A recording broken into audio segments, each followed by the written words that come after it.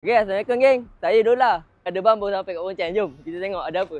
Okey, dekat bahagian depan ni kau nampak ada basikal yang baru sampai, ada yang stok lama. Ada apa sangkar, jiran lipat, ada banyak. Katil Queen Damper ada 2 baru sampai. Kat bahagian sini pecah air, mesin basuh ada yang baru sampai, ada stok lama. Sini kau nampak meja-meja banyak.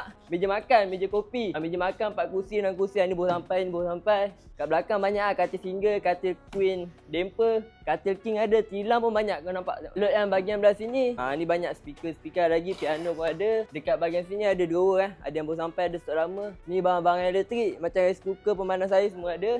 Dekat bahagian belah sini ni. Ni rak-rak belah mainan. Dekat dalam ni kita ada macam-macam kapet, ada yang baru sampai stok lama. Sini cermin. Bahagian belah sini kabinet TV. Ni baru sampai, ni ada rak-rak ni. Kat belakang ada almari, 3 pintu sliding. Dekat bahagian belah sini ada drawer rak-rak. Ni ada drawer baru sampai IKEA baru dah sold. Yang ni kat kasut pun ada yang baru sampai. Dekat lot yang bahagian sini kita ada